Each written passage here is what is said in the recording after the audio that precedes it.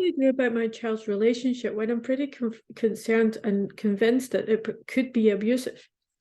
Well, first thing to know is that you need a lot of wisdom. You need to be really careful because everyone's different. No two people are the same, and you know your child. And added to this is that the abusive people usually turn their victims into being loyal towards them and perceive everyone else as against them and against the relationship. So it's really important not to push things.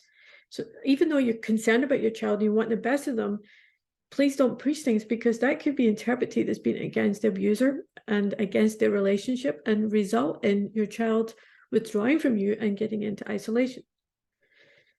So please try and pray about things. Pray about how the Lord bringing about opportunities for you to be able to talk to them.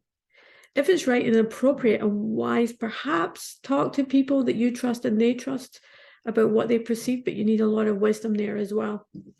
Spend time with your child, and that time that you're spending with them, don't talk about the abuser. Just invest in your child and in who they are. And when you're spending time with your child, talk about things from a life-giving perspective, a biblical life-giving perspective. And this will be very different than how the abuser speaks, and it will help your child remember that there are other ways of seeing life.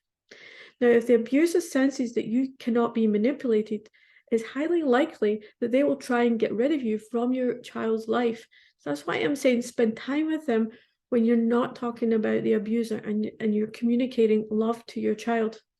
Now, I've been talking about praying about opportunities of wisdom, and if the Lord gives you that opportunity to talk to your child, please ask them questions.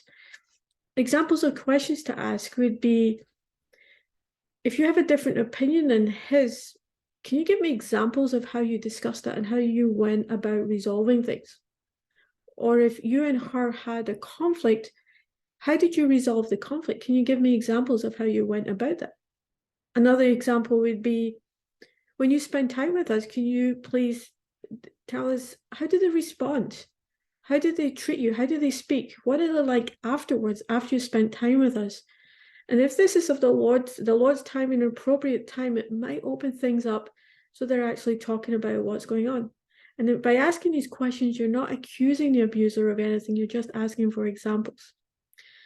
And lastly, something that's really hard is abusive people control other people's thinking and tell them what to do. And when we care about people, sometimes we want to tell them what to do because we see they're in harm's way.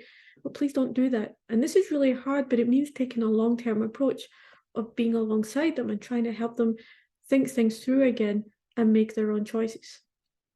These are just some examples about how to go about things, how to address things with your child if you're concerned they're in an abusive relationship.